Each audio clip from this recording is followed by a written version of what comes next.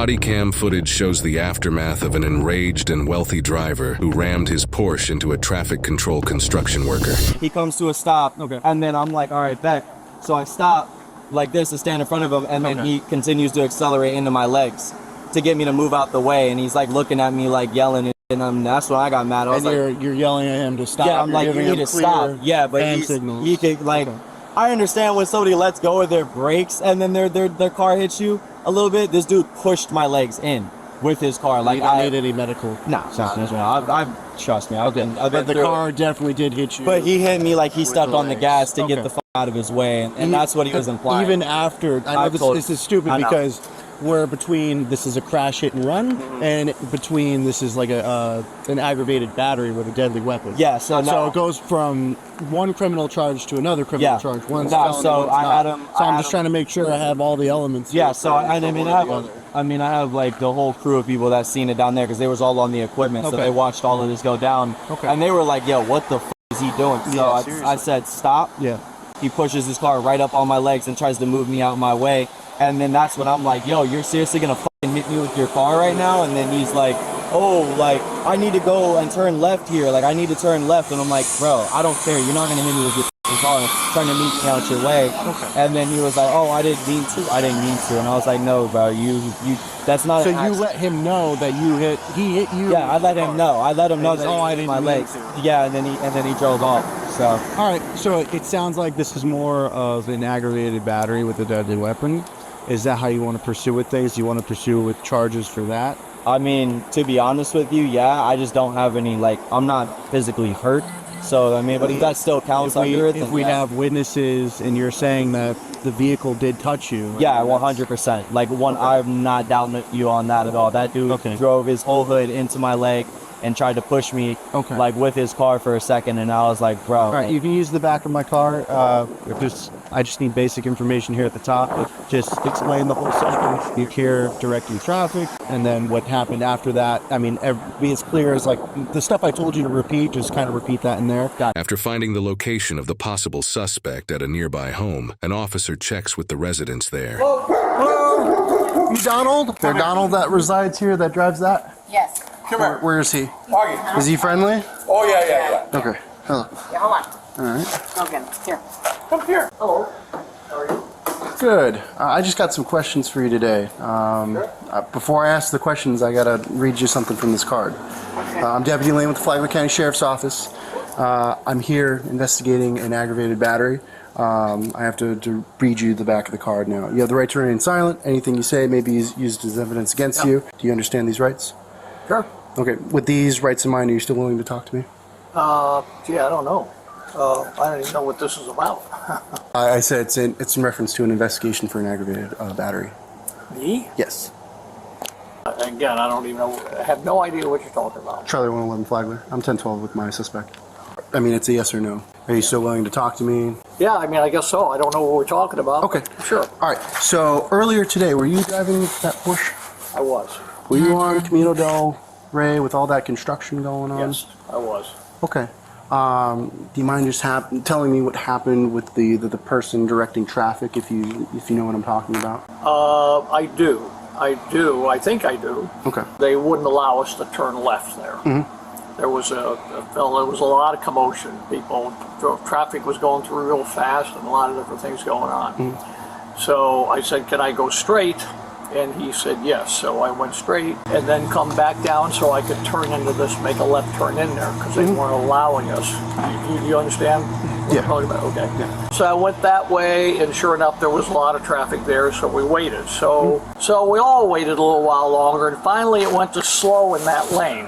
Mm-hmm. So I pulled out, and if what you're talking about, there was a fella, when I started going down, hoping that I'd get down there and make that left turn because all this equipment was parked there. Mm-hmm. So when I went down there, I could see a fella come out. There was one guy on the left and another one came out on the right side, and he came running up to me like this, and he ran up to the hood of my car. Yeah.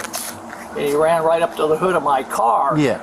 And he hit my car. I was slapping at the time. So I walked around to the window, and he says, "What are you trying to run over me?" And I said, "No, I'm sorry if you thought that, I was stopping. You ran up to my car, and I was moving slow. I mean, it was maybe 1 mile an hour because we were almost stopped. I mean, I didn't hit that person, if that's where you're going with all this. He ran right up to the car and hit the front of the car. So that it wasn't your intention to hit him? Of course not. Because, I mean, he's claiming that he had you stopped, and then you revved your engine and went into him, and I have 2 witnesses also corroborating that story. Other workers there? Yeah. No, I never. He came right up to me, and Was anybody in the car with you? no. It was just you? Okay. And he came right up to me, and I think he hit the car, and he said, stop. And the car might have moved right there. He was running. I mean, he was not running fast, but he was coming up there like that, and he got out of the car. And, I mean, why would I run over somebody? I mean, that's just somebody maybe is looking, I'm driving a nice car, maybe taking advantage of the situation.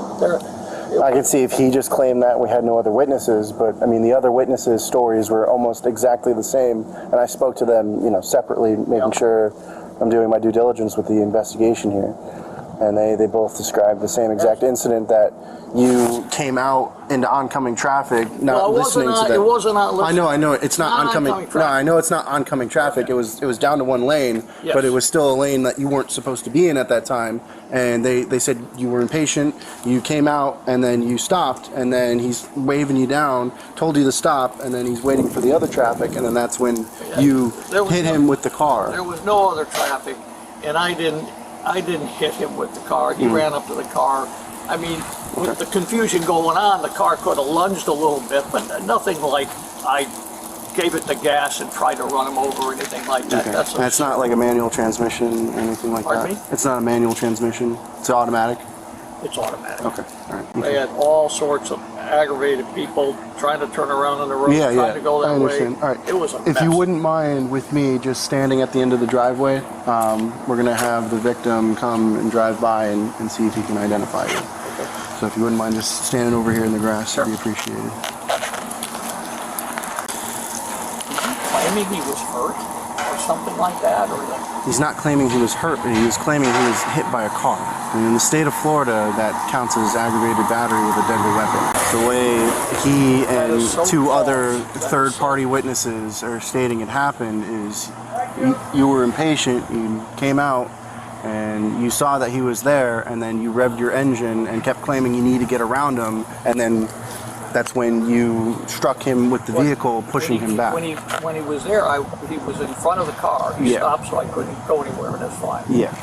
I tried to explain to him, I'm just trying to turn left into this intersection. I understand, but when somebody in a yellow jacket who's directing traffic around, you know, construction going on, you need to abide by the traffic control devices that they have set up.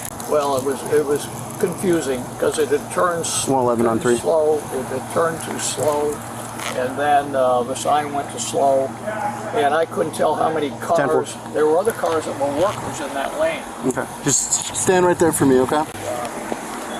Still stay here? Yes, just until the patrol car passes by. Did he explain to you what we're doing? Yeah, he said that I'm pretty much gonna like identify him. Yeah. Yeah, and this is right there on that little bend before we came in, or not, like I guess on that side if we would have kept going straight. This is where he actually did it, and then he said you had to turn in left. He was freaking out saying he had to turn left. Officers then conducted a show-up as part of their investigation. These are used in instances when a suspect is apprehended in close proximity to the crime and within a reasonable time frame. In addition to location and timing, if the physical description reasonably matches the suspect, a show-up may be performed. During a show-up, multiple procedures will take place. The victim and/or witness will be transported to an appropriate location to identify the suspect. In the case of multiple victims and/or witnesses, they must be separated. Victims and/or witnesses will be notified beforehand that the suspect may or may not be the perpetrator. Immediately after the show-up, the victim or witness should provide a statement about their level of confidence in the identification. People involved are prohibited from making any suggestive remarks that may sway the identifier one way or the other, and the show-up must be thoroughly documented regarding each and every detail.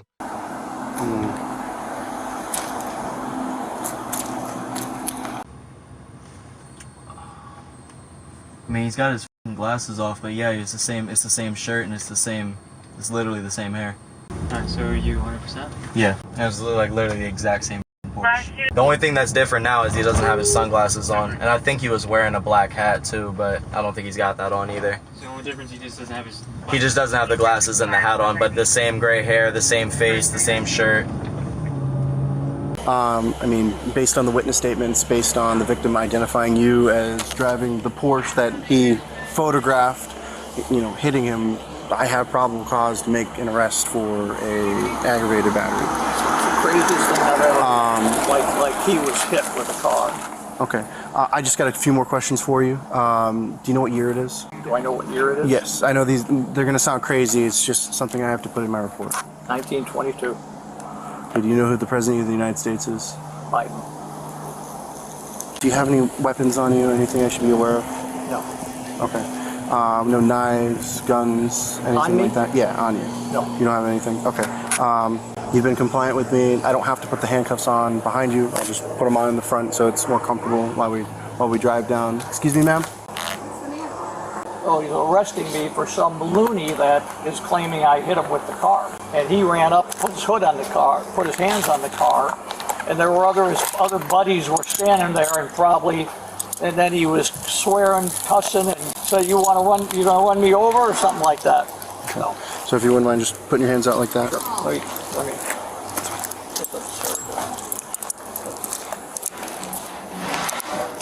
Oh, this is absurd. Of course. You know what this is all about.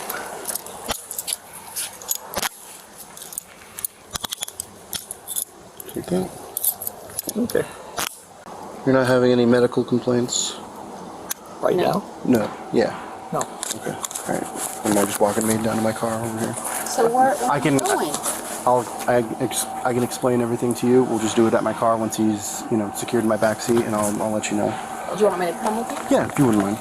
So before I put you back there, I just have to pat you down just to make sure. There's nothing else on you that I should be aware of? Any other property? All right. Just take a seat in the back there. You just kind of slide in like you normally would, and then that's made so that I can buckle you. Okay. Sore neck. Sorry about that. All right. I can open that partition for you to let some AC back. It is going to get a little hot because it's not easily ventilated.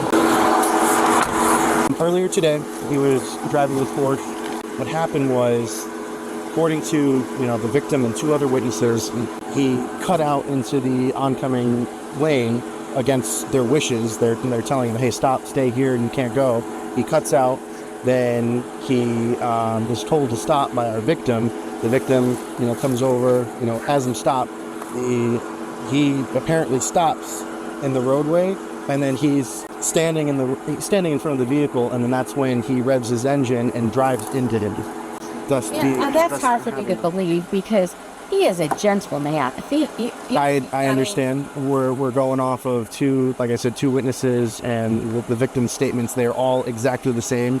I had to drive back and forth to different locations where these workers were, and I asked them these questions, separately, and they all gave the same exact story. Well, maybe they all talk to one another, instead of, "Hey, that's we got a guy in a Porsche. Let's just." That's why it was handled the way it was. They had no idea the police were called. It was actually the victim. He called on his own. It wasn't like a job site. They were like, well, "What are you guys here for?" They had no idea. So I just find that really. I mean, he would not. He's the kindest man you ever met in your life. I understand, but that's what we're going off. So now what happens? He's going to be transported down to the Flagler County Inmate Facility in Benel. Oh, you've got to be kidding me! He committed a felony, man. That's why we're doing it the way we're doing it. I don't have any discretion when it comes to making a felony list. All right, so you're taking them to you're taking them to prison?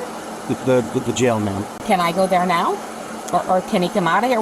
It's gonna be a while before he's booked in. It's gonna be at least 2 hours before he's booked in, and then. Sorry, stay over there. He was over. Oh, was he? Yeah. All right. Any further questions? No. So, do you have a phone number or anything I can call there? Or he come over? He's going to be with me. Yes, you can come over. Come over here, Mike.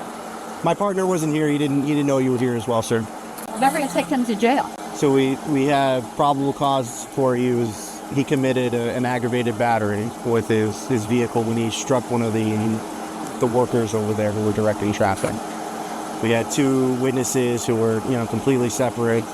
When I interviewed them, you give the exact same story as to what happened, so what the victim was planning. Understand. So what's the bail requirement? That's set by the jail. I don't personally set that. So what happens now? Do I have to get a lawyer? That's down the road. He's gonna see a judge for first appearance, and then they'll let him know. I'm gonna keep him overnight? I don't know. Maybe it's possible. This isn't a domestic case, so he doesn't have to stay overnight. I don't personally set that. That's all set by the jail. I just drive there and type out the arrest. Deputy Lane, you're doing your job. I can explain all this to her. We're okay. Okay. Understand. All right, go on. It's messed up, but it is what it is. Hey, try a better day. We've been following this case for the last 2 years as it's worked its way through the Florida court system. Donald was charged with aggravated battery with a deadly weapon. Court records indicate, as part of a plea agreement, Donald would plead guilty to battery and avoid jail time contingent on completing a diversion program involving anger management. He was also ordered to pay several $100s in fines and court costs related to this matter. Court records indicate that he completed the diversion program successfully. Accordingly, his felony charge was downgraded to a simple battery, which will remain on his criminal record. Court records also indicate he was represented by a private attorney, which may have anywhere from $5,000 to $20,000 for defense in a felony criminal case like this.